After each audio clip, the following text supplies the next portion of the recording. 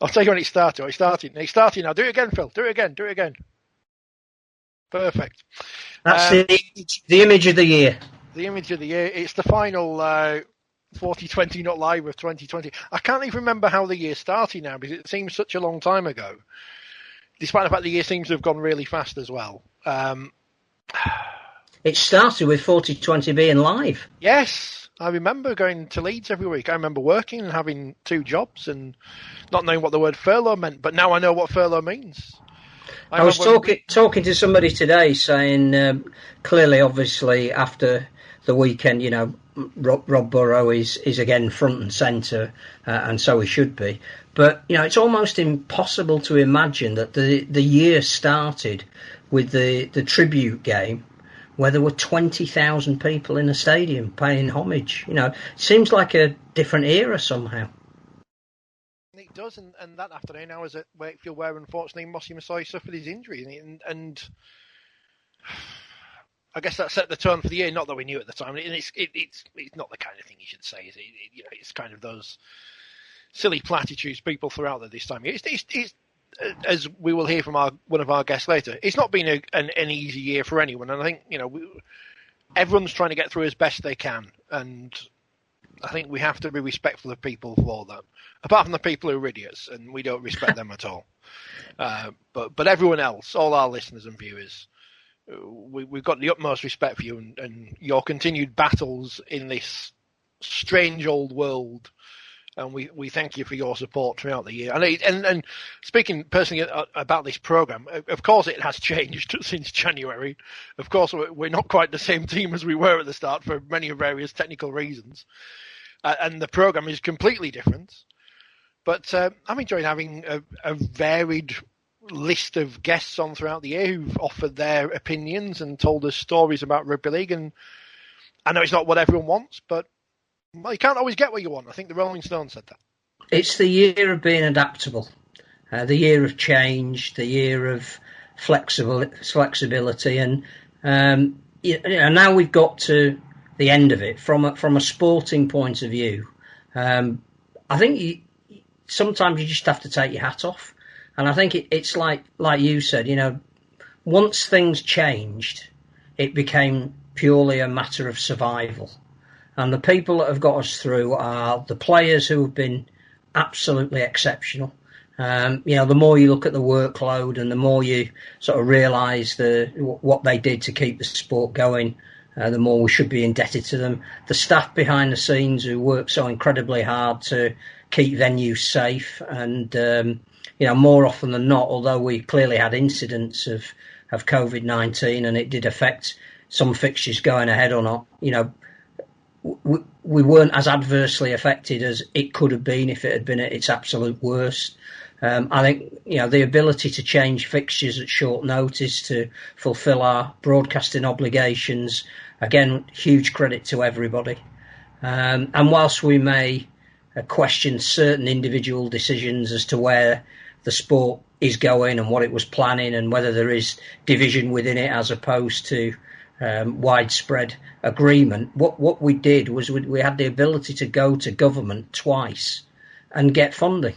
And not too many sports could do that. And we did that on the basis of the fact that we are still based solidly within the communities that the clubs come from. The value is not just 80 minutes. It's everything else that you offer to a range of people within the towns and cities that the sport's played. And we do have a resonance with some of the most deprived. And I think that gets to places where, governments and councils perhaps can't get to. And that has a value. And we've never been able to put a monetary value on that. But this year we did. And it was £28 million.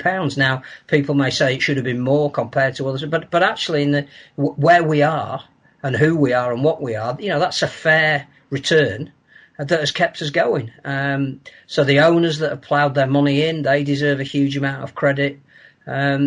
We needed to get to a point where we could say virtually every single team of the 40 professional teams that we started out with got through. And we lost Toronto, and we've made a lot over how and why and what and who, and the wider discussion about where the sport needs to go if it is to have an expansion policy. But I'm not sure we've seen the end of that North American experiment. I think what we've done is put a toe in some water, and some people who don't want it are almost now being outweighed by some who do.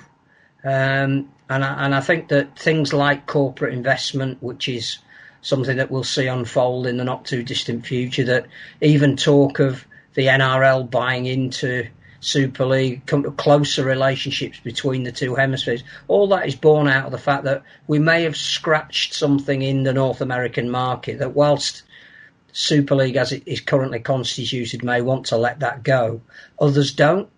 So we are on the verge of something quite interesting, and there's very few times in sport that you get that blank sheet of paper moment, and it normally comes from adversity. It normally comes from an economic disadvantage of those that currently have it, and I suspect that we are a very good investment if we can find the right people to come in at the right level, and we have a plan of how that money would be used. So we'll see. It's been the toughest of tough years, but there is some light at the end of our tunnel, and part of that starts with the World Cup. We're all still going. That's the good news. And you're waiting for Santa, I can see. Yeah, apparently, hopefully he comes.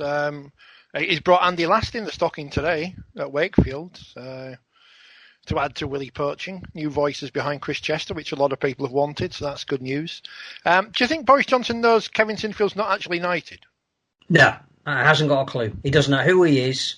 He genuinely thinks he already is a Sir, because somebody said to him, Sir Kevin, anyway. Oh, yes, Sir Kevin, yes, absolutely.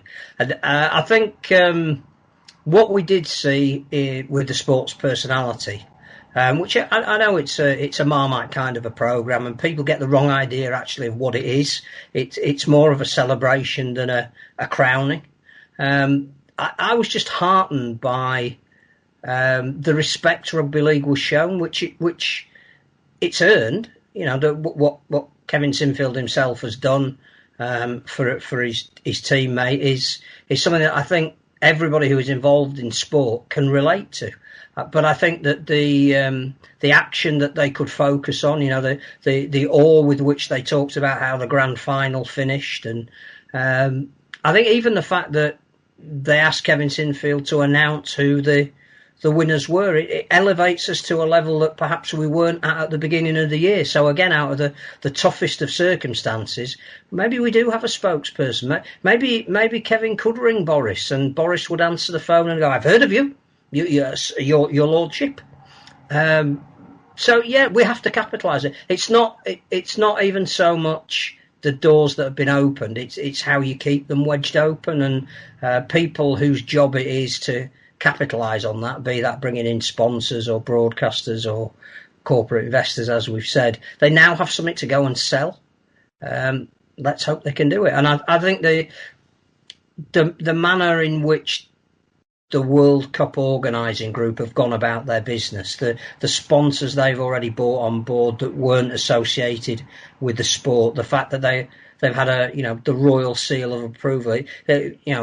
I can't remember when this year started. It seems to have gone on forever and yet lasted 5 minutes. But what we shouldn't forget is that in January, Buckingham Palace was talking about Rugby League. We had the draw for the World Cup. There's been some really notable things that have happened in 2020, aside from all the stuff that is purely let's keep this thing going. So we'll see where we go. I think people got too hung up about Lee as well being given the 12th Super League spot. I am the more and more convinced that at the moment is an expedient decision for 2021, and for all of the other 11 clubs who weren't involved in the decision, but clearly would have had some input, and at least in the way their 3 representatives would have voted. It's about getting as much money back in 2021 to recoup some of the losses of 2020. And if the only reason Lee were in was because they bring more supporters than anybody else, then you can see why that is a logic.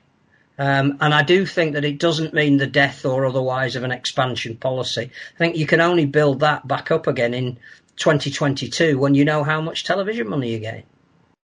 They've been there, done that, relegated, admittedly, but they know what they need to do, and they're as safe a pair of hands as there were from the options that were given to them. And every bid had its flaw. Not that many of those flaws were often discussed publicly because everyone got excited about videos and celebrity endorsements or whatever. Lee are what they are. I don't see the point of getting upset about it because what's the point? We don't make the decisions. I think it makes the Championship a great competition next year because at least 5 of the clubs now have even more point than ever to prove that they should have been the ones maybe who were promoted ahead of Lee. If that gives the RFL a chance to go and sell the competition to new outlets, that's great as well. The other thing about where we are is I'm just struggling to reconcile the 3 processes that we've gone through. So Super League can decide that they don't want a club, mainly because they felt that there was too much involved in that expansion to North America.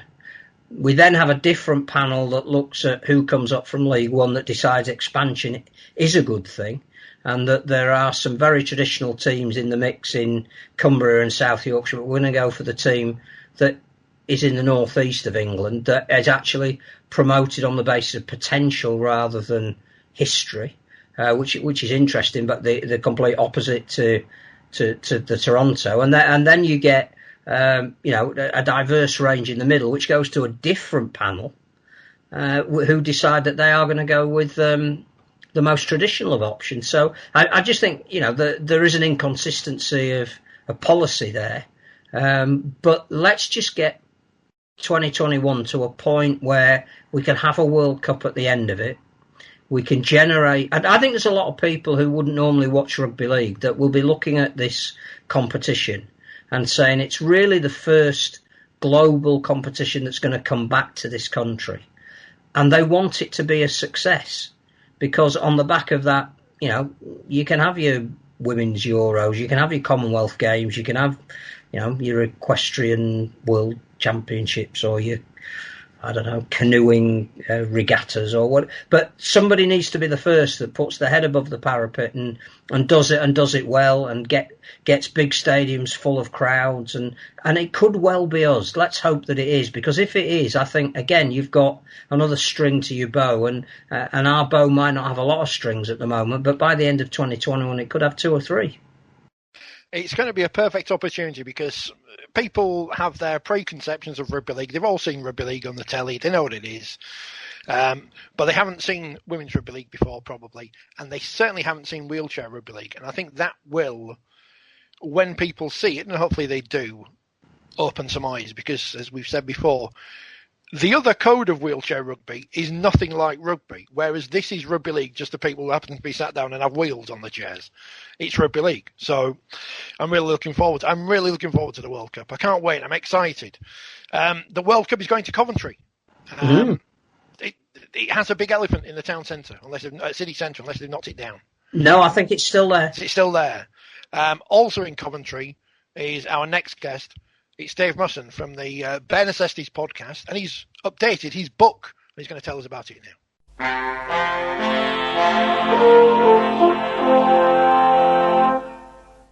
Dave, thank you very much for joining us. We're going to talk about your book in a bit, but I've just kind of asked before we started, but how's your 2020 been? I'm asking everyone at the minute just to check in on how people are. I mean, like most people, 2020 has been, it's been a year. It's been a long year. It's been a challenging year. I mean, from a rugby league point of view, as a fan of a team in League One, I thoroughly enjoyed the 3 matches we got to play this year.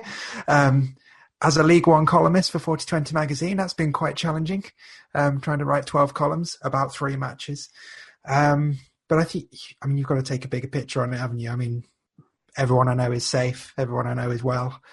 And yeah, I think you have to sort of hold on to those things. And we're nearly done. That's the main thing. We're nearly done. It feels like there is a light at the end of the tunnel. And it does actually feel like, from a rugby league point of view, something will be happening next year, and that's really nice to look forward to. Yeah, fingers crossed 2021 is a lot better than 2020. You saw 3 games then this year in League One.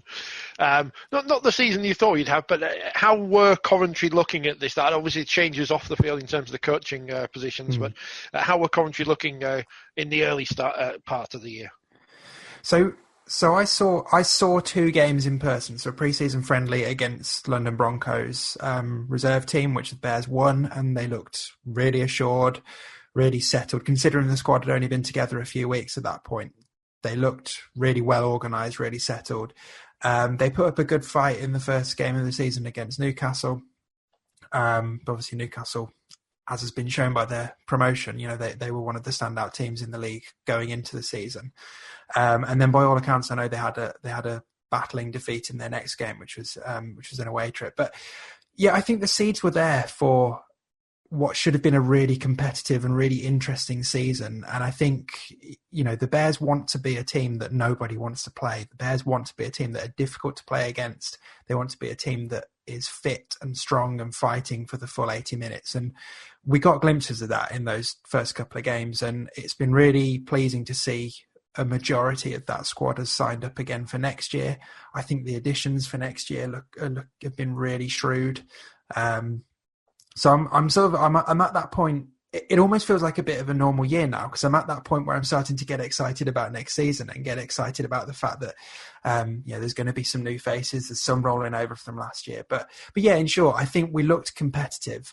We looked like we were up for it. We looked like there was a strong squad identity being built even in the early stages of the season. So I think if they can capture that in this longer pre-season that we've got and hit the ground running with it, then we might cause a few surprises next year.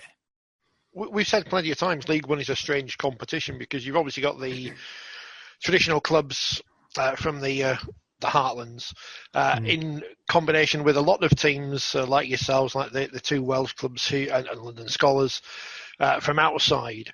It's a big split in geography and a big split as well in terms of resources. And Coventry seems to be one of those clubs who are doing things the right way in terms of not trying to spend money they haven't got to chase an unattainable dream. Yeah, you're absolutely right. I mean, I've been closely involved with the Bears for about 4 years now. And certainly over the course of the 2018 season, that was when I really got to know the people involved in the club a lot more closely. And yeah, one of the biggest things you take away if you have particularly close dealings with the Bears is how well run they are as a business. Like they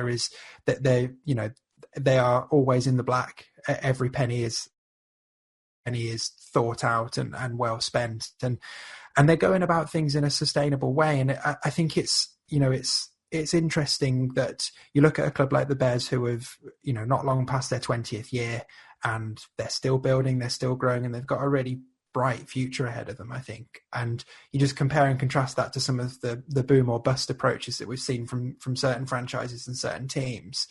The Bears are trying to build a legacy. Look at the money they've got from the World Cup grants. That's all around building youth teams and building a structure and a pathway. And yeah, it's like you say, being a League One and being a League One fan, and sort of having that mixture of I guess traditional and expansion fans. You do always see dissenting voices out there that say, why are the RFL giving money to Coventry and West Wales and all that stuff. But when you look at what those clubs are actually trying to do, it's money well spent, I think. And from a Coventry point of view, we're obviously in a rugby union heartland area. There's only so many places on rugby teams. There's going to be players who miss out. And, I think looking at the Bears, not only as a way of playing sport with an egg-shaped ball where, the ball actually stays in play a bit more and you might touch it a bit more, you might get to do some more interesting things, but actually seeing players like Jason Bass and Joe Batchelor who've come through the Bears and gone up, we're creating a pathway there. We're creating an opportunity to build a career playing rugby. And yeah, it might be a slightly different code than what some people around here grew up with, but it's a really good code. And I think anyone would be at minimum impressed at how the Bears have gone about their business throughout their history and how they're continuing to do it now, and what they want to do in the future as well. I think it's really exciting. And, the other expansion clubs in League One have got those ambitions as well. And I think that's the value they bring to the division. Aside from being somewhere different to go, they are looking at things differently, and they are, they've not got 150 years of history to rely on. So they do have to challenge themselves, and they do have to be creative. And I think that brings an extra level of excitement to the whole league. I mean, I don't know too much about Coventry other than I've been there twice. And the Ricoh Arena is a wonderful facility, although the football team obviously don't play there at the moment. But it does seem to be a place which is open to new sports. I mean, I've got a background in watching ice hockey. Obviously, the Blaze have been successful for a long time. They came from nowhere, and I guess the Bears are part of that as well now. It seems to be a city that enjoy sport, and I guess with the World Cup coming next year, it's a great opportunity for Rugby League to capitalise on. It certainly is. Coventry, you're right, is very much a sporting city. I mean, obviously, most people know the football team. As you say, the ice hockey team is a very successful one. 2 rugby union teams in the form of Wasps and Coventry. Speedway has a very proud history in Coventry. Unfortunately, not in the city at the moment, but they had a very successful team. I remember going to watch the basketball team when I was a teenager as well. People in Coventry love sport, love watching live sport, and are happy to embrace sport, and particularly sport for teams that are based in the city as well. And I think looking ahead to the World Cup, I mean, you have to look back to the Four Nations game, a bonfire night, a freezing cold bonfire night, a double-header international of a sport that most people in the area probably haven't seen live before, but people came out for it. And I think that's something that almost gets lost in the narrative of that Four Nations tournament a bit. Is, people always moan that it was a double-header in Coventry on a Saturday night and wasn't that poor planning by the RFL. But actually, looking at it from a more positive mindset, it was a massive chunk of people who bought tickets from the Coventry and Warwickshire postcode area. The knock-on effect for the Bears was really powerful on that, in terms of more people came to watch the Bears the next season. And it was still a decent crowd, and it set the foundations for the fact that, we are bringing a World Cup game to Coventry next year. And going back even further, I mean, I went to some of the World Cup the Olympic football matches at the Ricoh in 2012, and they were really well attended. And I have every faith that the people of the West Midlands are going to be, even in a normal year, they'd be coming out to watch world-class sport. But following on from a year when we've not been able to watch anything, I think it's an amazing opportunity for the sport to really showcase what it's about to Coventry and the West Midlands. So I think it's even more of a coup to have Australia coming and a home nations team for them to play against. So, we've got a sort of local-ish team to follow in that game in terms of Scotland. We've got the world champions to watch as well. I'm really excited about the World Cup, and I think people here are really, really going to latch onto it and really embrace it. It is a superb facility, the Ricoh. I don't think we got back to Yorkshire until about 3 a.m. that night, because we stayed very late working after that, the second game of the doubleheader. But it was it's a great facility, and I'm sure the World Cup will be a big success. Just back on League One for a moment. A few changes. You mentioned Newcastle earlier going up to the Championship, but I guess not a surprising decision, because they are another forward-thinking club. Yeah, and I think you look at the was it 5 who applied? You could make a really strong argument for any of them, and I don't think anybody else in League One would have begrudged any of those. But yeah, Newcastle. I mean, I was lucky enough to go up there to watch the Bears play there in the 2018 season. Again, another one of those facilities you can't help but be impressed by. I was really struck by the obvious positive relationship that Thunder have got with their rugby union team as well. It seems very much on an equal footing up there. And you only have to look at the reaction to the World Cup games that are going ahead in Newcastle next year as well. Like, that people in that area, similar to Coventry, they love sport. They love having local teams to follow. And I think it's brilliant for Newcastle to have that opportunity to show what they're made of at a higher level, because they've always been one of the standout teams in League One for as long as I've been closely involved with the Bears. And like I said, any of them could have done it, and any of them would have represented what League One is about to a very high standard in the Championship next year. But I think it's particularly exciting that Newcastle have been given the nod on this occasion. And coming into the competition in West Wales, Gavin Henson and a former Man of Steel in Rangi Chase, they've made some very eye-catching signings for a team who have obviously struggled at the bottom of the table for their history.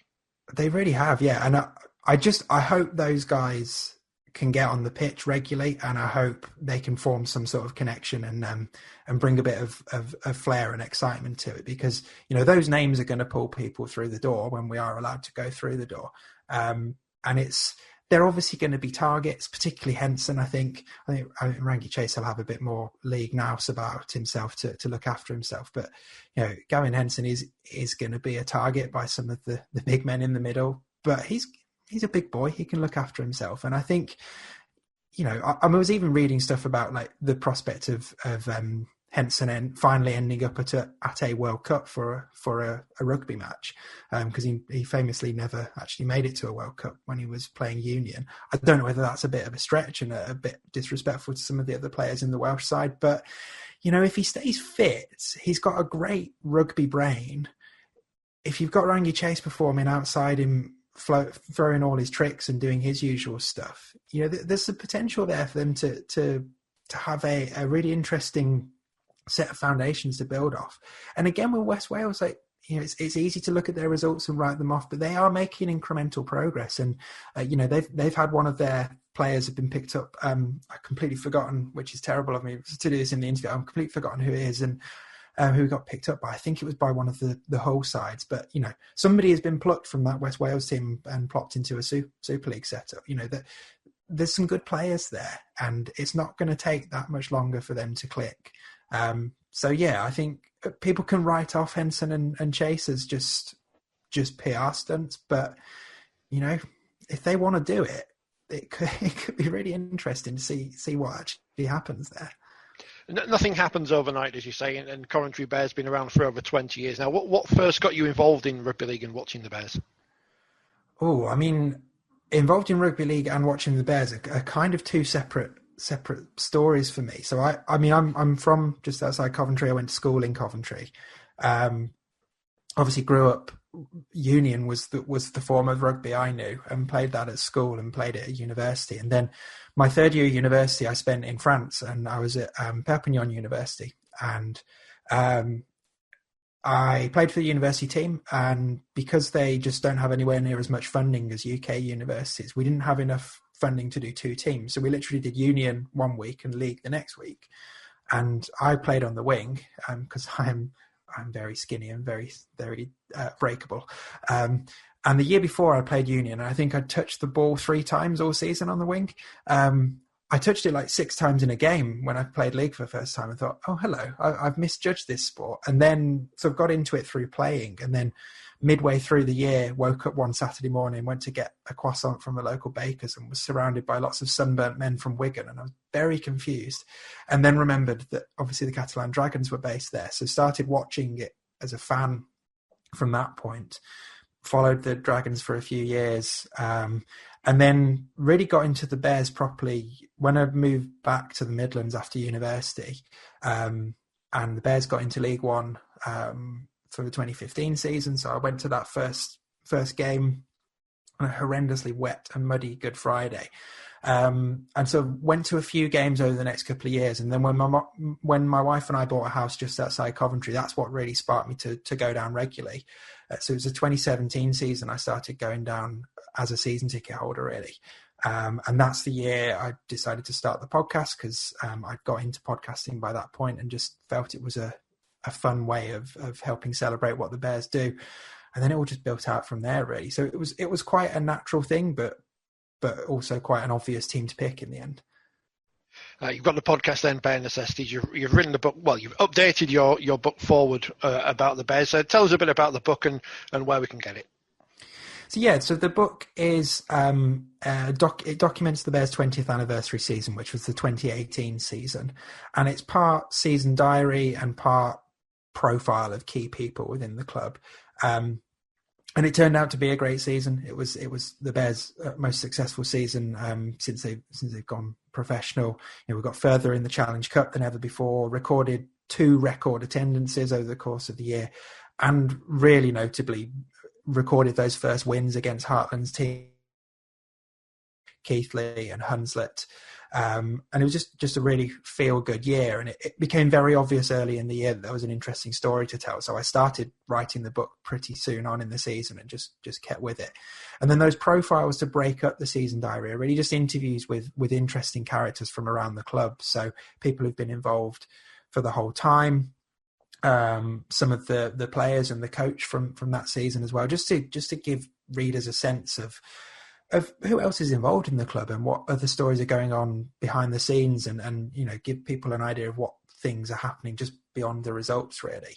So the original version of the book came out last year, and then obviously this year not really had anything to write about, as I mentioned earlier, and I ended up starting this bonus chapter of sort of summing up what happened in 2019, because when you get to the end of the original book, there's a real sense of, wow, Bears are on the verge of something here, and if they can carry this on into 2019, that could be really special.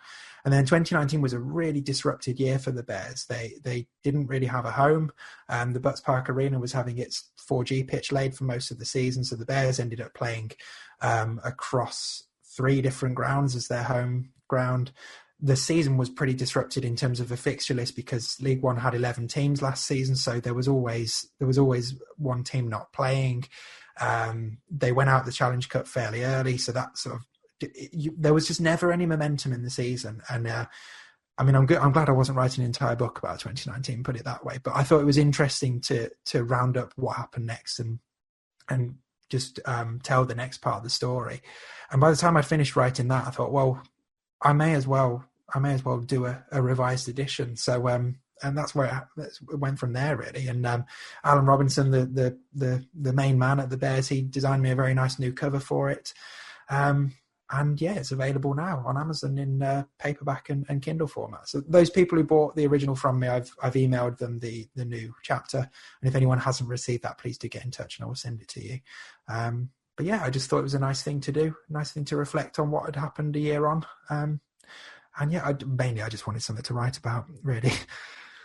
Yeah, I keep trying to write things, then just give up because I've got no willpower whatsoever. But I guess what we're all hoping for is that 2021 is more like 2018 for the Bears than 2019 and indeed 2020. Definitely, yeah. I think there's real potential to see progress on the pitch, and then having that World Cup game at the end of it as well. Yeah, there's so much to get excited about next year. A whole season on that new 4G pitch, which will really suit the style of rugby that the Bears like to play. A new coaching team who seem really engaged, really switch on. A few new faces. As always, 2 of the best kits in the division. You can always guarantee that the Bears have excellent kits, and this year is no exception. And then, yeah, World Cup at the end of it. It's going to be a great year. They are indeed beautiful kits. I must get my hands on one of them at some point. I'm not sure if I'll be able to get down to Coventry in 2021, but I'll certainly try and get to one of the away games up here in the Heartlands, because it's been a while since I've seen the Bears live in action, so I should make sure I do so again in 2021. Dave, very best of luck with the revised version of the book. If people don't get it before Christmas, then obviously spend your Christmas money wisely and make sure you get a copy. It's called Forward. It is. It's a simple title to find. Dave, thank you very much for your time. Best of luck for the rest of the year, and fingers crossed 2021's better, and we'll hopefully meet up at some point in the future. Sounds great. Thanks so much for having me. I'm on steroids at a minute, so hopefully I don't get... the IFL don't ask me to pass a drugs test before I put in my application for media pass for next year, which I hopefully will get, viewers, as we... There we're speaking to Dave from Coventry. They're a forward-thinking club, Phil, and obviously we have great respect for them down there. And as I said to Dave, they do things the right way. They're not chasing unattainable dreams. They're a sustainable club, and as we may or may not see in the very near future with the new TV deal with Sky, if that comes to fruition, clubs outside of the Super League may need to be a lot more sustainable than they are at the moment. Yeah, always set out to be self-sufficient. Interestingly, the route that they came into existence is one that I think we haven't followed enough with other development areas. So, came out of university, Rugby League initially. Alan Robinson got to know a sport he was completely unfamiliar with through playing at university. Then went into what was the Rugby League Conference. So again, there was a tier that they could step up to for development teams, built their club, built interest amongst youngsters in the area as well. They've always had a junior development policy. And I think, we're conscious of the fact that they were in a rugby town, if you like, that Coventry, through their rugby union club, had always had a leaning towards the oval ball and cashed in on that. And I think we're aware enough as well from the very beginning that just because it had the word Coventry, they really were more of a West Midlands club and tried to broaden their appeal. And I think the one thing that we've all talked about, and Dave clearly is commensurate with, is the fact that the one thing this takes is time. If you think that you're going to set something up from scratch and put all of those foundations and structures in, and within a year you're going to win Super League, then you're fooling yourself. And what you would hope is that, again, with the World Cup coming along, with the fact that Wasps are now playing out of that town, which is increasing the awareness of Rugby League, that, maybe there is a synergy between them and the Bears at some stage in the future, that they become a 12-month round club where there's involvement from both. You don't have to be completely taken over, to see common and vested interest. That comes down to player development, to getting into schools. I think if you were a corporate investor into the sport of rugby league, which we're talking about a lot at the moment because there genuinely is some kind of interest out there, then you would look at a place like Coventry and suddenly, some of the people who back the likes of Wasps would say, actually, we should have a summer arm, and the Bears have proved themselves as very shrewd and reliable operators, and we should partner with them, and it would strengthen both organisations. I'm excited about what they can achieve, and I think it's an area that we need to nurture rather than just leave. And I like some of the signings that they do. They give people opportunity. I think Alan's connections still with the domestic scene in Ireland mean that there are some links there that if we exploit them, we could have significant return on that. So yeah, full power to Coventry, place I know quite well, and I wish them every success. I think they could be the next Newcastle. Unlike many towns and cities across the north of England, they haven't got a white elephant. It's an actual giant elephant in their city centre, which is good. And they've got the world champions going there, Australia taking on Scotland, who played really well against England back in that Four Nations game we were talking about with Dave, which seems such a long time ago there now. And that was cold. November the 5th, to sit outside for 2 games. But again, I think we should tell people that the elephant is actually a sports centre. It's not a monument. And Lady Godiva, of course. So any town or city that's built around a naked woman riding through on a horse, even if it's a myth, again, it's fine by me. And a wonderful cathedral that is a memorial to the Second World War. So got a lot going for it, and that's before we even talk about Scar. This is your unofficial Coventry podcast. What else is from Coventry? Not Coventry City these days, unfortunately. I think how much Wasps could spend from the Rugby Union salary cap, about 0.5%, and they'd be able to get a return on their investment in Rugby League. But there you go. I'm trying to think of what. There's no other news, is there? We're not going to talk about news. We'll talk to our other guest in a moment. But there is no news. People are signing people I've never heard of. That's not interesting. Nothing else is happening. Lee have gone up. We've spoken about that. There might be less money from Sky in the future. There probably will be, but we can't do anything. People are getting upset about that, and they say, well, what are we supposed to do? They spent a lot of money on football. Yeah, but every sport, Rugby Union have just signed a new deal with BT, and they're taking less money. That is the world that we currently live in. The sport itself has to find new avenues of revenue, and they may well determine the direction that the sport goes in, and we have to either say we want to be the best full-time sport we can be, as near to a majority major sport as we can, or we revert to being what we've always been for 125 years, and we can probably see ourselves through on that, but then we can't complain about the level of coverage we get. So if you want to see 15 minutes on BBC Sports Personality, accept what's coming in a full-time sporting environment, and if you want to be relegated to a single paragraph in the local evening paper, will be part-time alongside Speedway and lacrosse. Lacrosse. I fear I'm going to have to watch Sports Personality now to write about it, but I'm going to just fast forward to any bits with Rugby League. I'm not going to pause it when they go through the obituary section like people do. Go, oh, look, they mention him, or they didn't mention that person. But I'll watch our bit, and I'll see Kev at the end. And about 9:15. Wind it on to about 9:15. Because even though I'm a TV licence payer, I don't want to give Gary Lineker any more money for listening to his bad jokes. And as I always say, I hope all four hosts got paid the same for doing the same job. But there you go. There was one thing I was going to mention, which is related to TV, and we have extended our deal with the BBC over the Challenge Cup. Still no word over everything else that the RFL have to sell. No word on money, but the good news is the Women's Challenge Cup is going to have more coverage. The Wheelchair Rugby League Challenge Cup is going to have more coverage, which are important in this day and age. People saying we should have sold it to Amazon or whatever. I have no idea about the world. Yes, Amazon showed some rugby union recently. Internationals.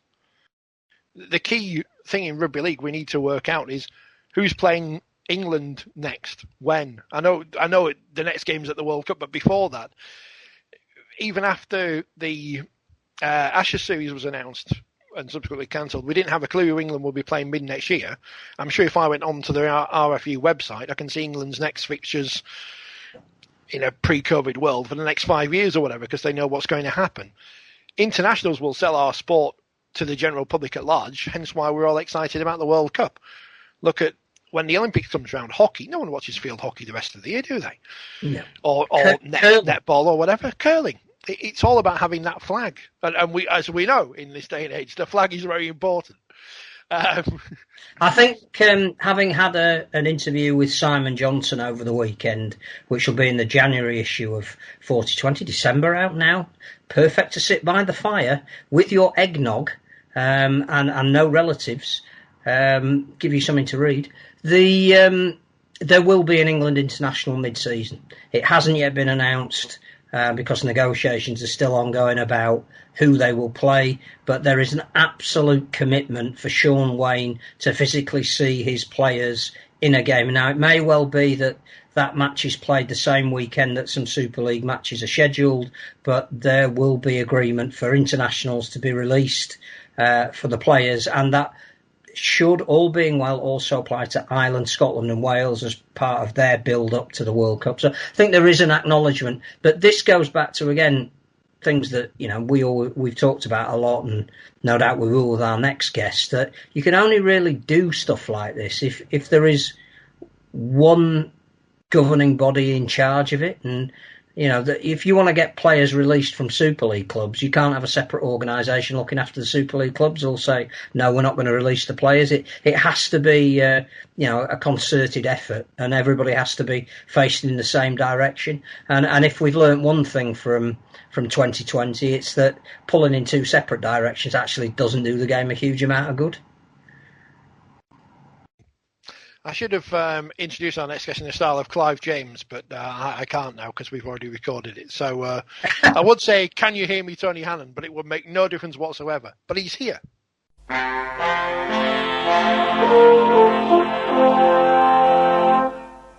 We've got a very important guest today, as I'll have already introduced him, but I'll do so again. He's written books, it says here, that have been described as tremendous by Harry Gratian of Look North, where he used to be, and tremendous by Mark Wilson of Radio Yorkshire. Never heard of him. No, and he also he's one of the people who has the unenviable task of making my words better every month, and leaves in the swearing sometimes, which is always good.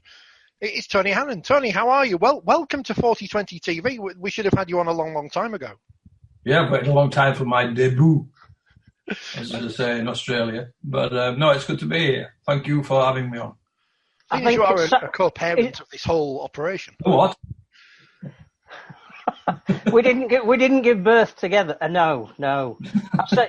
Saturn and Jupiter collide every 800 years, about the same number of times that Tony Hannan comes on the podcast. Very good, Phil. Very good. Very topical humour. I wasn't expecting that.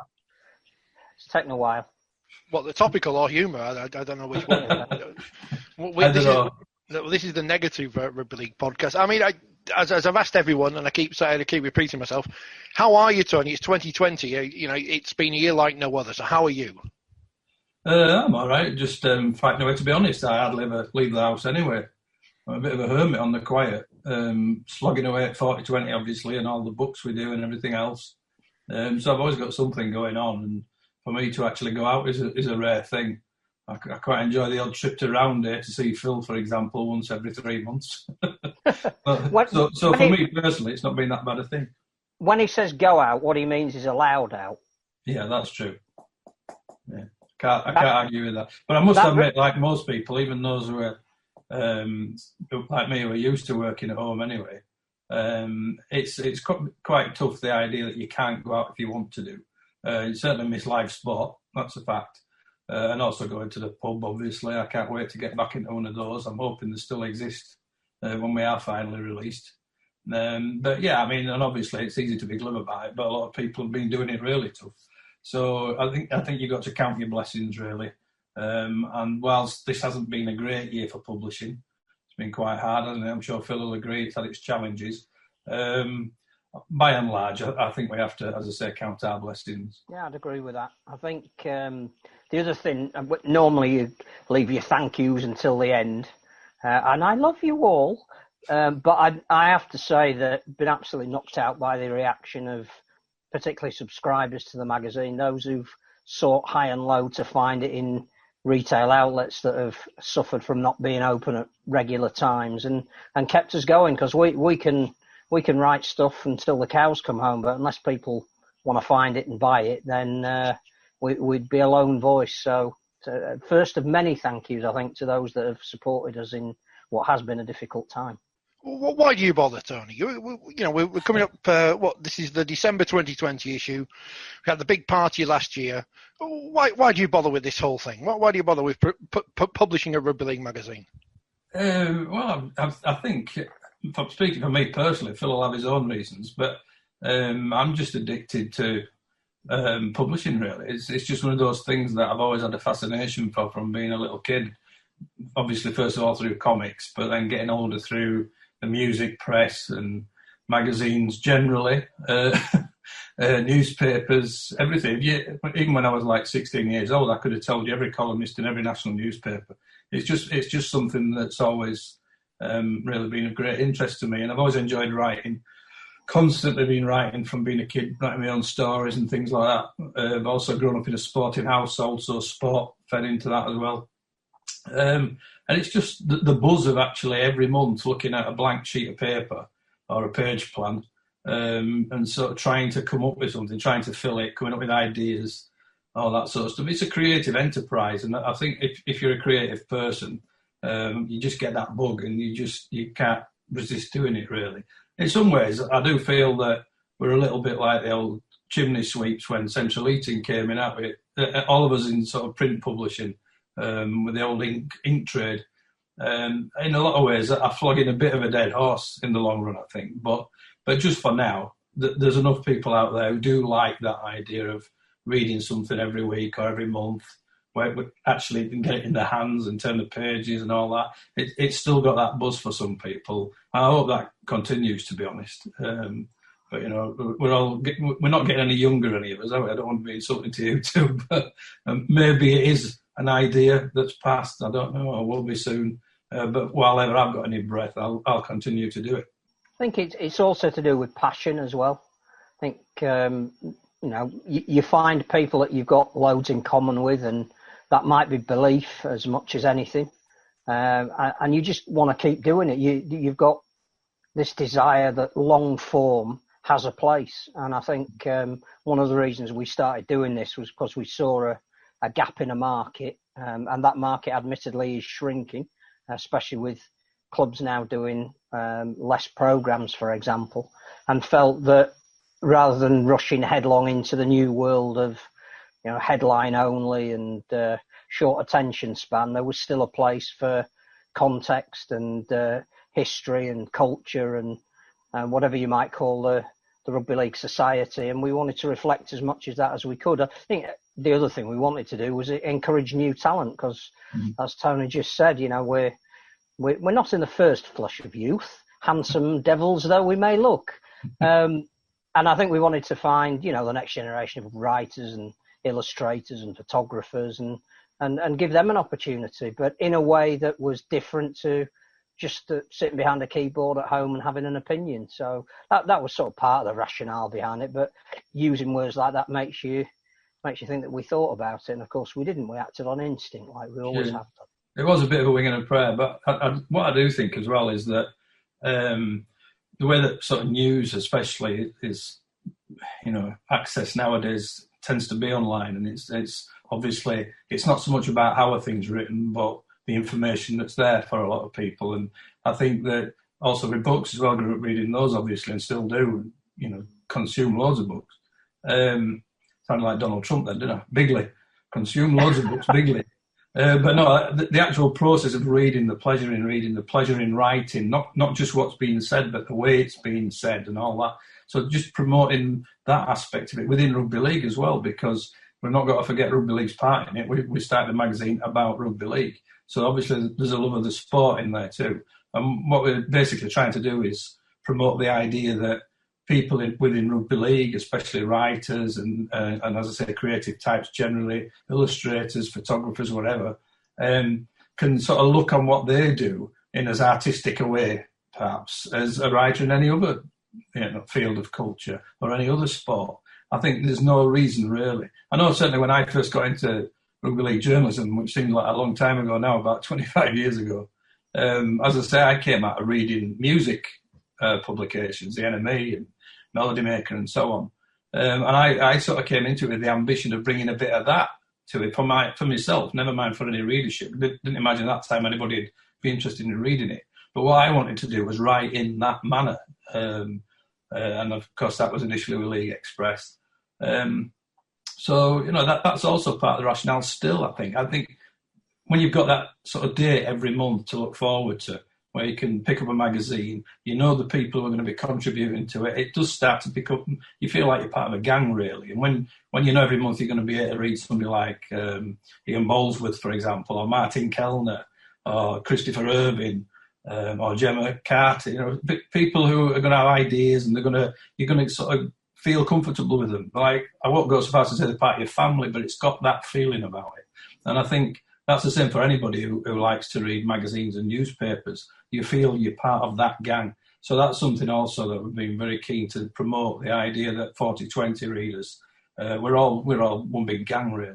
I don't want to have to explain to the younger viewers what the Melody Maker or NME was, because they won't believe that you used to be able to buy newspapers about music. Yeah, and smash hits as well. I mean, that was a slightly different take on things. But there's a lot of what we do has got that sort of vibe to it, I think, where we will go for the humorous angle if it's there. And you want intelligent features, but you don't want them to be boring and preachy. You want a bit of fun about it as well. And I mean, for example, our TV columnist is very much in that sort of vein. Wouldn't you agree, Richard? Preachy, yes. Humorous, no. I mean, I'm glad I got some swearing in this month, but I was quoting, so it was okay. I don't want to turn into the Guardian and just put big words in there for just for the shock value. But we're not wizard and chips either, are we? We are for grown-ups. So, if people do swear, I mean, which is not to say there's a swear word on every page or every paragraph, but if it's relevant and if it's necessary, then what the hell, who are we to sort of judge people? It was there to make a point. We've got Louis McCarthy Scarsbrook as a columnist, so swearing is almost, mandatory in that respect. I think the other thing is that whilst the actual, completely along the lines of we're not here to preach, I'd like to think at points we've held people to account, and that was sort of slipping out of rugby league in a way, and we do have our idea of perhaps how the game should be run, and we've never hidden away from that and what's important. But I think, if people say things and they're not pulled up on it, then you can't really call yourself a journal in any true or honest, respectful way. So whilst the phrase fourth estate needs defining, and I'm not sure that we are in a rugby league sense, I think that's what we'd like to be, that we may not agree with everything that's said, but if somebody's going to say something and not live up to it, then there is a responsibility to point that out, I think. Yeah. And that is the serious part of journalism that does, as you say, it does need to be there in rugby league as well as all the creative stuff. You do need to do that. And I think there is a tendency within the game. I certainly noticed it when I was a little bit more actively involved in match reports and things like that, where it is being quite a small sport in relation to other big sports, for example. People do tend to know everybody else. And that includes coaches, that includes club owners, it includes players. People do tend to be familiar with one another, and if you in rugby league journalism have a pop at somebody on a Monday morning, there's a good chance that within the next 2 weeks you're going to bump into that person again, and so I think that does tend to breed something within the game's journalists of just being a little bit careful about what they say, not wanting to upset anybody. It's not so much about being banned, although certain clubs do go that far, as we know, but it's more a thing of getting on with people. You might like them. And therefore that restrains you as well from giving them some criticism as and when it's deserved. So I think that's something else that we're tending to avoid. And as I said, the way we get around doing that is I don't go out. So I don't see anybody at all. So I'm not going to see them in 2 weeks. So we can say what we like. Now, I'm of course half joking about that. But there is a serious point to that. I remember Harry Edgar always used to say it. I'm sure some viewers will be familiar with Harry, who launched the original Open Rugby magazine. And Harry very rarely went to games, so he felt able to criticise absolutely everybody within the game. He wasn't bothered, and consequently, I think the people within the game slightly mistrusted him as well. But I think that if you're serious about serving the reader, which is what you should be doing, you're not there to service each other. You're not there to sort of keep friends. It's nice if you do, but that's not your role. Your role is to provide a service for the readers. They're the ones who are handing over the £3.95 every month. So you have an obligation to tell the truth and not hold back. And I do like to think that 4020 has sort of taken that on board, whilst being fair, of course. You don't just want to be slagging things up for the sake of it. It's easy to be critical of the governing body over and over again as almost by sort of a knee-jerk reaction. So you need to stay away from that. But where criticism is justified, I think that if you're a serious publication, you've got to do that. I should have built this interview as an exclusive interview with you, like the clubs do when they sign a new player. We've got this exclusive. I don't know how we've got this exclusive interview, but there you go. Phil's been to games since lockdown. I haven't. How have you found following the sport in this current COVID world? Well, it's been weird, and that's been the same for all sport, to be honest. If you watch football, it's not quite the same, is it, without a crowd? In rugby league, similarly. I think rugby league's probably coped a little bit better, though. It sort of comes across, it has more immediacy to it, really. I don't know what it is about it, but I think the game's actually done quite well with its Sky coverage this year, especially that grand final. After a while there, by that time, you'd just completely forgotten there was nobody in the ground watching it. It's just riveting television. But that, of course, comes down to the sport itself. And as I say, because I tend to spend most of my time now working on the magazine and all our books and everything, I don't get out to games very often. So the way I do tend to see the game nowadays is through the television. And I really would have to hold my hat off, I think, to the game for the way it's conducted itself through this. I think it's done remarkably well, really, and finishing on that high when in a season when every minute actually did matter, couldn't have been done any better, could it? I think I tweeted something today. I can never remember what day it is at this time of the year at the best of times, but we've had an amazing Challenge Cup final, which was featured on terrestrial television, 1 point between the teams. We've had a most sensational end to a grand final that probably in the history of them. And then even last night with sports personality, whatever you think of it and whatever you think its value is, and it is a very well watched programme. And we had not only the 15 minutes featured on Rugby League, which I don't think we've ever had before. Normally, your timeline the day after is full of, we managed 15 seconds. How disrespectful. There was actually a good impression, that film. Thank you. I don't know who of. There was actually Claire Balding. No, there was actually, a section said Rugby League. We've not had that before. But the way it ended with Kevin Sinfield announcing who the winners were, we've actually ended the most difficult year in the history of the sport in terms of its income generation, with arguably our highest profile outside of those of us that talk about it all day and every day. Now, that pointing out is one thing, building on it is another, and that's a perennial problem that sports have. But actually, at the end of what has been a really difficult year, it's encouraging, and sometimes it is for the wrong reasons. I'd rather we weren't talking about Kevin Sinfield doing heroic things because of the need that he has to do them. But suddenly we've got people aware of what this sport means, what its values are. We talk endlessly into a vacuum about the Rugby League family without defining what it is. But other people were looking at what Kevin Sinfield had done for his teammate and relating it to the sports that they watch, and other professional sportsmen in high-profile guys in football and rugby union and golf and athletics are all praising him for what he's doing because they can feel that it means something. The genuine reason why we all love whatever sport it is that we love is motor racing a sport? Who knows? But the truth is that we've got something to build on if we can do that.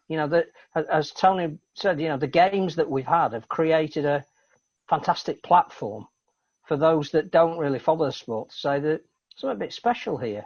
But we've now got people that are extolling the virtues of what we think we already know. The onus is now on everybody involved in the sport to try and cash in on that. I think next year, all things being equal, and who knows what's going to happen, but all things being equal, you've got the perfect opportunity with the World Cup at the end of it, which certainly by the look of it is going to be quite a big event. You've got Claire Balding sort of banging the drum for it already, and it should have the highest profile ever of a World Cup, that one. So if the game can't build towards that, then it's in trouble.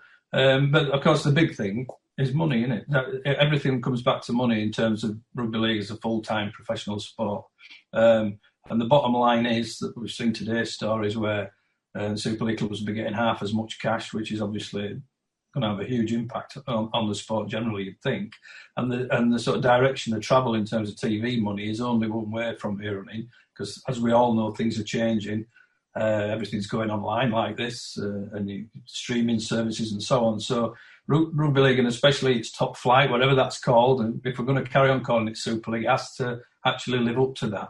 And the people running the game have to find a way to make it more glamorous, to open it up to bigger audiences, and then get that cash if they want the game to be full-time professional. If they're not bothered about that, if they want to go back to being a part-time sport, and I may have said that would be fine, if they want to do that, there's nothing wrong with that at all. If it just wants to be a small sport based in the north of England, by and large. I mean, one of the books you were talking about before, Richard, Underdogs, when I spent a year at Batley, was the most fun I've ever had in a rugby league season. The Championship's a wonderful competition. Next year it's going to be even better because you've got Lee out there now with all their great team.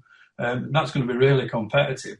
But it's a situation therefore, where you've got, very likely next year, the division below your top flight being the most interesting.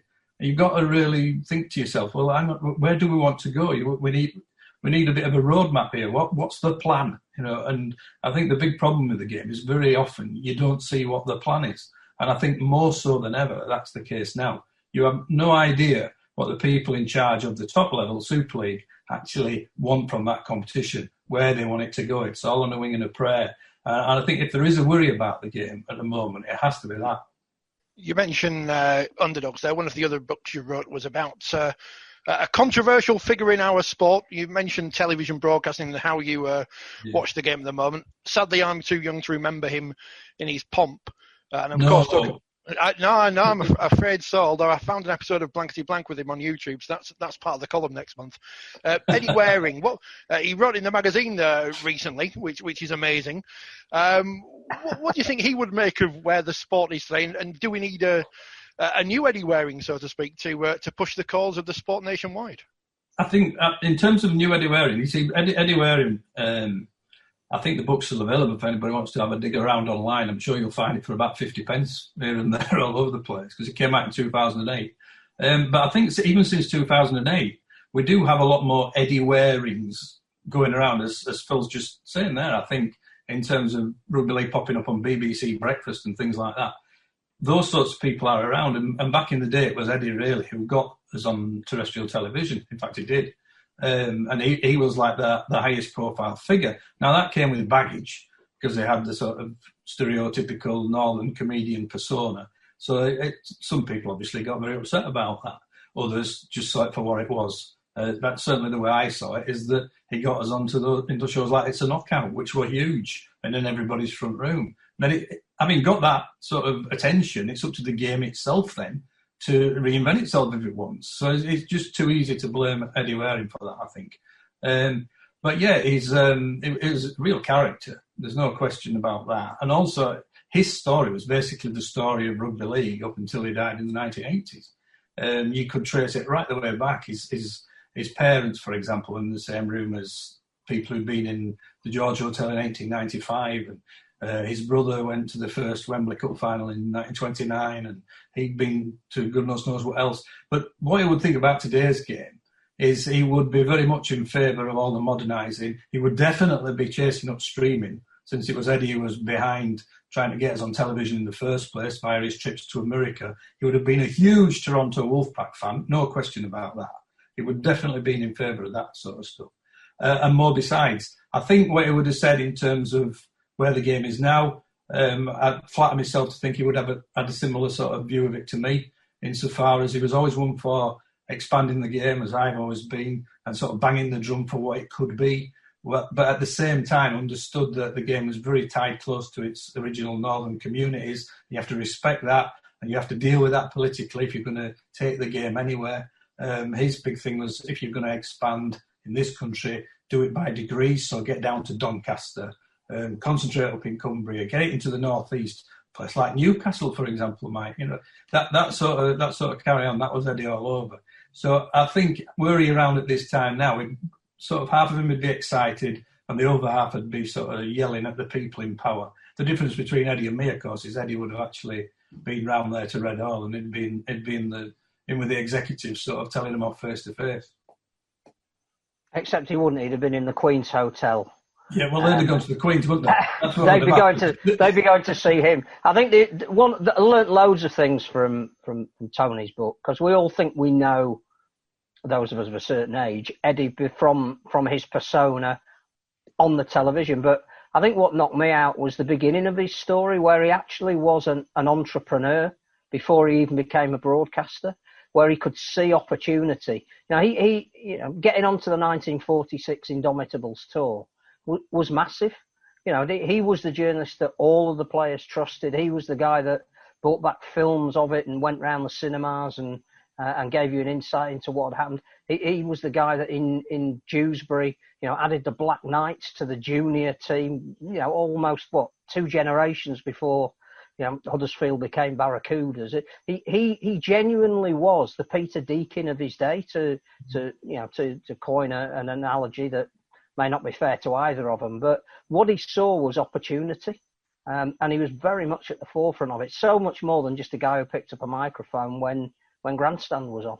No, he's just a great character and good fun. And if you can get yourself a copy somewhere, I think people would enjoy it now. Because it does teach a little bit about the history of the sport, but also it really opens Eddie up. I hope it does anyway, as a human being and a rounded figure. Because what he was basically, as well as being an entrepreneur, was an entertainer. I mean, growing up, he wanted to be on the stage, and I think given a choice, he would have been a singer, really, which then accounts for him acting the way he does when he gets on with Morecambe and Wise, and as I say, It's a Knockout and things. That showman in him tended to come out, and of course, it wasn't just that. He also sort of got all the impressionists going because it was such a distinctive voice that he had. It wasn't really a northern voice, was it really? There's tinges of northernness in it, obviously, but it's ever so slightly bizarre. And, of course, that got him noticed by people like Mike Yarwood and the Goodies and Monty Python and these sorts of people. So it was great for rugby league, I think, but it did come with that image thing attached, which I think... I was going to say the game's even now struggling to shake off, but you know what? I think it sort of is, really. What do you think, Phil? I'm not quite sure that nowadays rugby league does have that same image to quite the same extent. Well, again, I think the nearest point of reference is looking at Kevin Sinfield last night, and I know we keep going back to something, but turns up in a major television presentation in a three-piece suit, looking very much like Jordan Henderson did when he was on the stage before him, talks in an accent that is a hint of Northern, but clearly is not your traditional, stereotypical caricature type Northern accent that so many people might still associate with the game that don't follow it, and looks very much like a modern professional sportsman. It doesn't look like a 17-stone prop forward who comes from Halifax and speaks a certain way. And I think, that's that full-time professionalism has brought us a different type of character that we do need to capitalise on, that they do stand,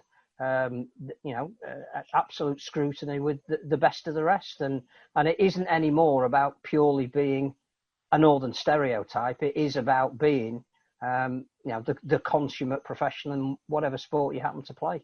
And it's actually moved us on a little bit from even the recent past with Eddie and Steve-O, because they would face the same sort of criticisms, wouldn't they, that were thrown at Eddie Waring. And there are a lot of similarities between Steve-O and Eddie Waring, not least the fact they're both from Dewsbury. But over and above all that, they did get the same criticism, as indeed did Barry and Terry shortly after as well. But I do think that the game's sort of managed to reinvent itself quite nicely. Well, Brian Carney, again, is, a complete opposite to who you would normally think would front rugby league. I think the grand final coverage on Sky with John Wilkin, with Danny Maguire, with Jason Robinson, all held together by Brian Carney, even probably 3 or 4 years ago, you wouldn't have thought that is a very dynamic modern image that, again, we should be building on. Brian Carney's great. I love Brian Carney. That's probably put in about every column I've written so far. Now, in the mid-90s, when I wasn't watching rugby league in the summer, I'd find myself at Headingley because my grandparents were members, and I used to get dragged along to see possibly Yorkshire's worst era of cricket ever. So why I'm still following the sport, I don't know. And you've got I say a new book, it's been out for a while now, Tony, but tell us about the Wicket Men. Yeah, the Wicket Men, I wanted to do something similar to what I did with Batley, which is to spend a year in the town and sort of come up with a book that wasn't specifically just about what it said on the tin, if you know what I mean. It was like the Underdogs, of course it's about a season with Batley Bulldogs, but much more than that, it's sort of painting a picture of the sport at that lower level, whilst also looking at Batley as a place and how it's getting on in this time. And of course, during the time I was there, all sorts of things happened, not least the sad death of Joe Cox, and we had the Brexit referendum, Batley Variety Club closed down and all that. Now, when I started writing that book, I had no idea that was going to happen. I knew Keegan Hurst had come out as gay, which was another theme of the book, but all the stuff that was to happen throughout the season, I had no idea about. And what I wanted to do was take that sort of experiment and do the same thing with cricket, which is another of my favourite pastimes.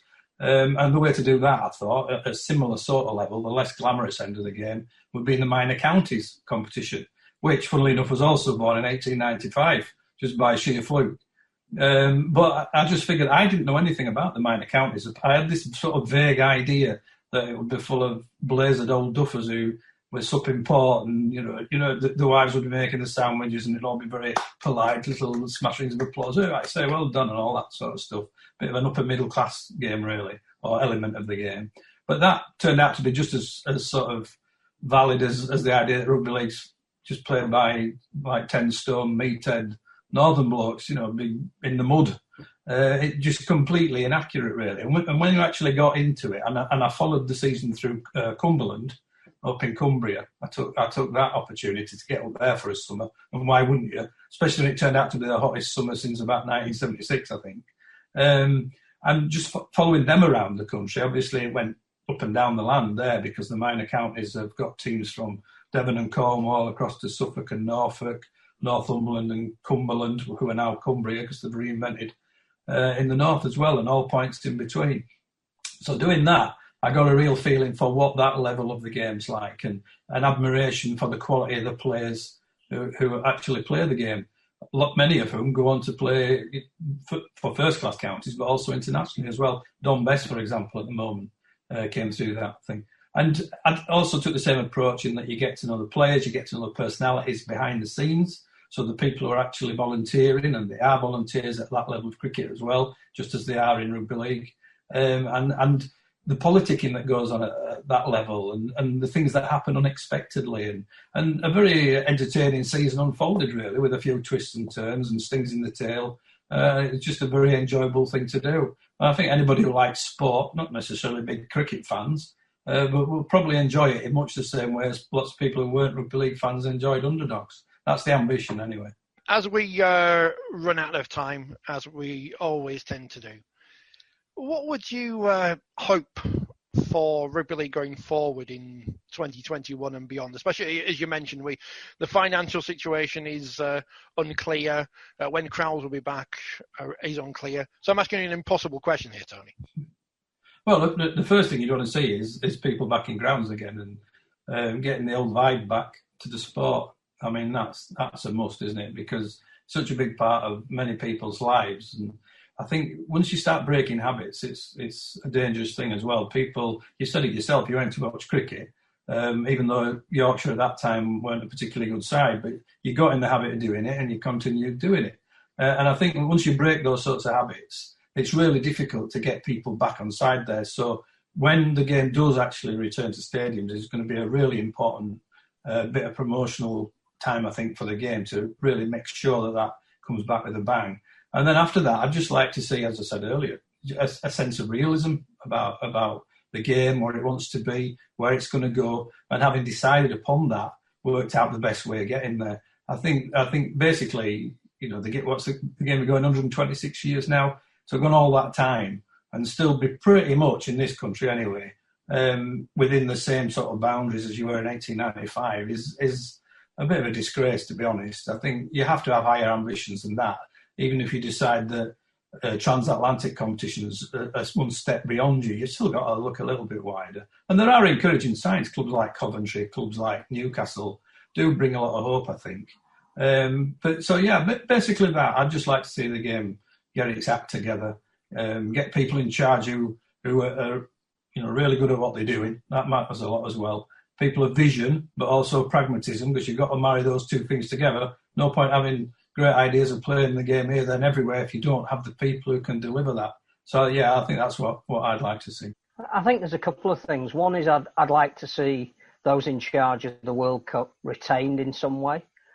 We spoke briefly about that, I think, the last time we were on, that either employed to give us World Cups every 4 years that are as well organised as 2021 seems to be, and taking us to new and different locations. I think the other thing is there is a dichotomy looming, that if we are going to get some kind of external corporate investment, then what they're going to want out of the game might be different to what club owners as currently exist want out of the game. And that is going to be a process. It's going to be really, really difficult to reconcile. It's going to need strong leadership, and certainly through everything that's going on in other spheres at the moment, we've seen how important strong leadership needs to be at times like this. So I'd like to see the game come back under one single administration with a plan of how it was going to move forward.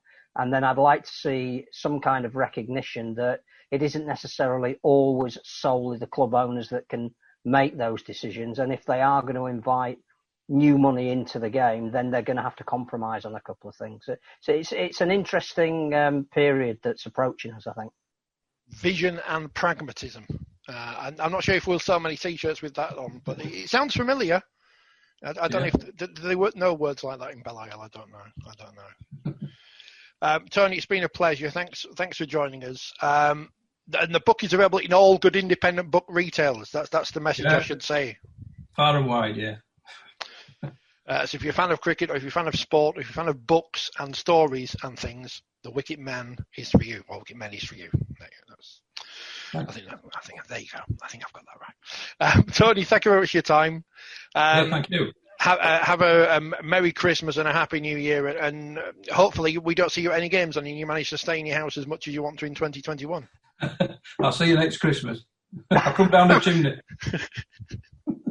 So as we draw to a close on this extraordinary year of broadcasting and rugby league and everything, and we'll do the thank yous at the end and get all maudlin and that.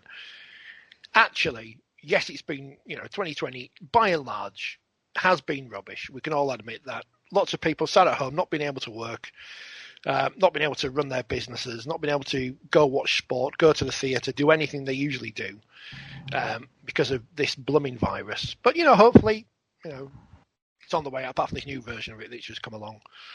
COVID 2021. Just if you thought COVID 2020 was bad, here we go. But nice, it's all right. COVID 2021, the sequel. Yeah, dun, dun, dun, dun. Even the Christmas telly's rubbish, which is no surprise. Even the 4020 TV Christmas special, which A, I can't be bothered to produce, and B, I am actually going to do one, but it is going to be very much cannibalising last year's Christmas special, which people didn't watch, so it's all right, I can get away with it. There have been some good points in 2020 amongst the dross, such as the Challenge Cup final. That was good. Reece Williams' try was good. Claire Balding on the telly, she was good.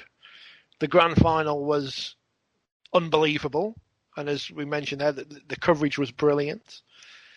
St Helens Wigan won the League Leaders' Shield in front of no one, and celebrated more than Saints did when they won it in front of their own fans. And there were good points. Yes, if you're a supporter of a team like mine, where the season just seemed to happen, and there's nothing much you can do about it because there was people failing tests and people getting injured and this and that and the other, then it was a difficult year. And but by and large, at the end of it, we got worthy champions in St Helens. Leeds are back, although they're not back, and we've got plenty to build on and, hopefully be excited for heading into that World Cup.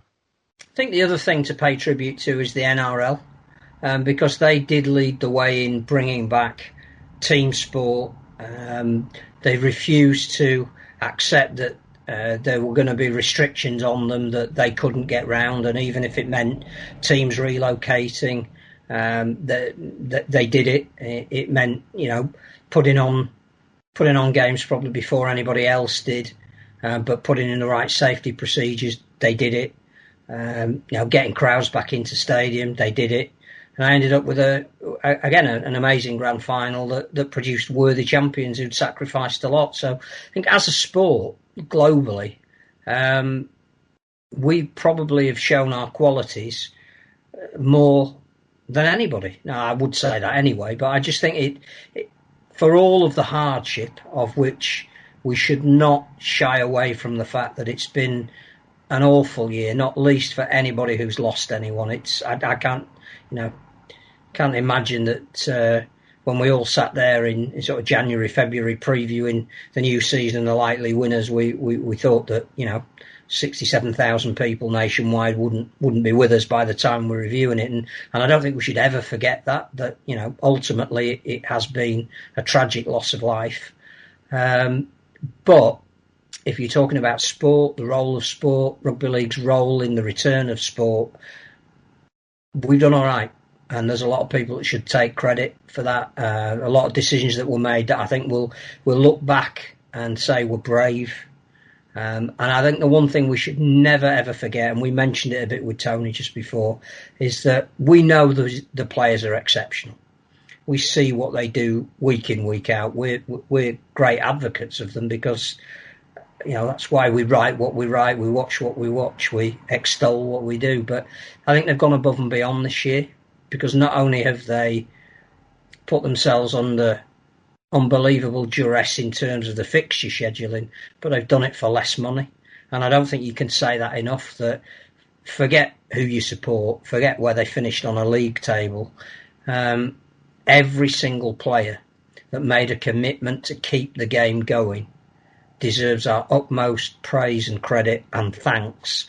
And you said, you're quite right. We have to end the year with thank yous, and sort of we did mention it when we were with Tony, because I do think it's important. But we couldn't even do programs like this. We couldn't bring out magazines every month. We couldn't produce books on rugby league. And one of the things I'm sort of really proud of this year is that we were part of the 125th anniversary celebrations by bringing out Tony Collins's book, which I still think will, in years to come, will be seen as a seminal tome for understanding what this sport means, and written at such a time where it was undergoing transformation that it couldn't even have envisaged.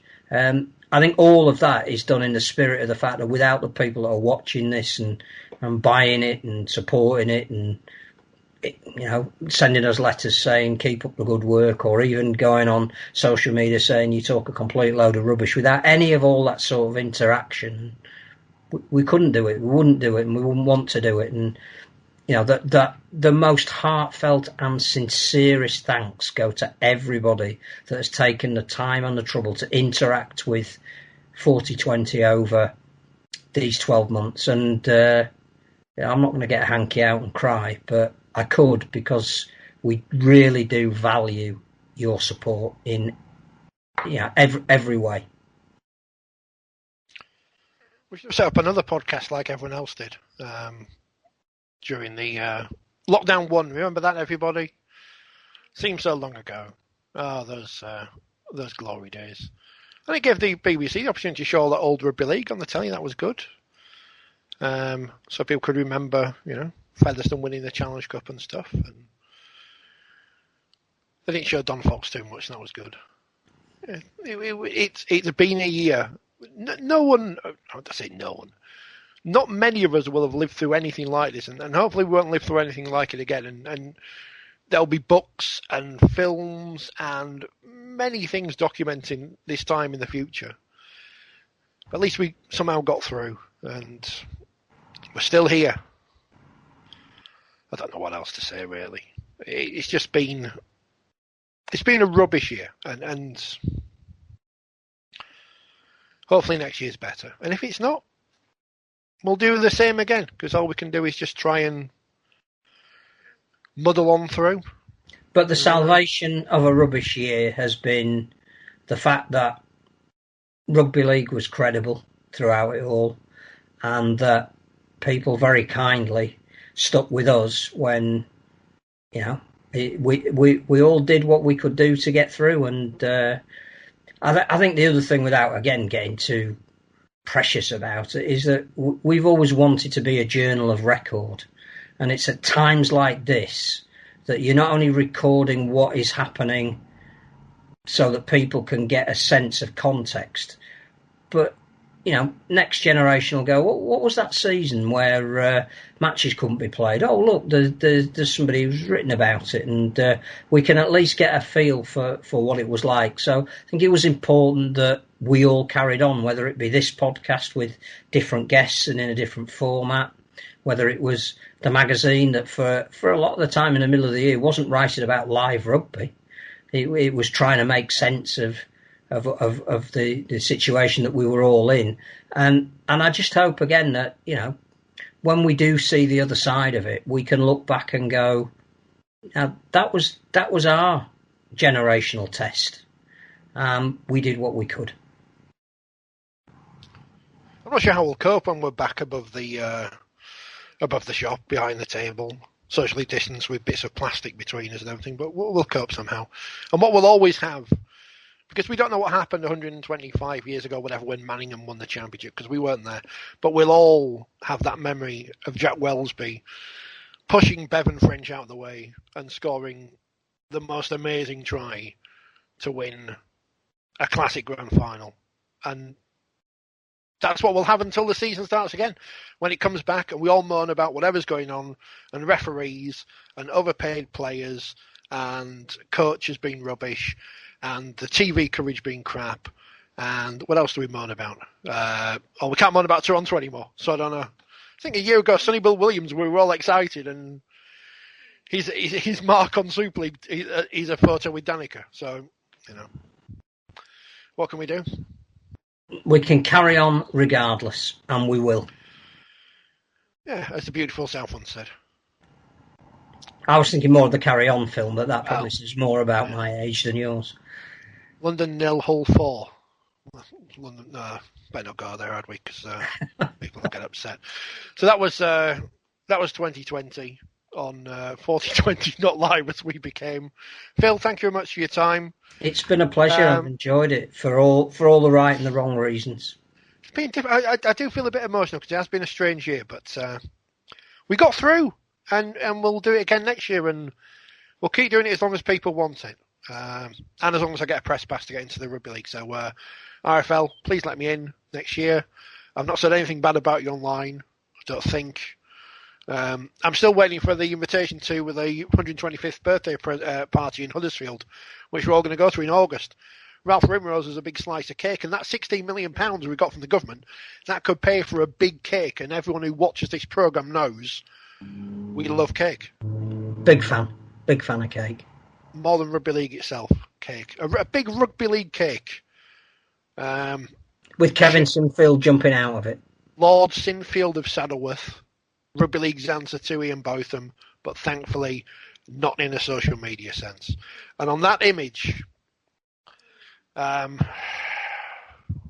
finish there. Thanks for watching, thanks for listening. Like, share, subscribe, do all the things. Look out for the Christmas special, which will get your brain going. I've decided to use that quiz at half for some use, so that will be out at some point. And now I've said it, I have to actually make it.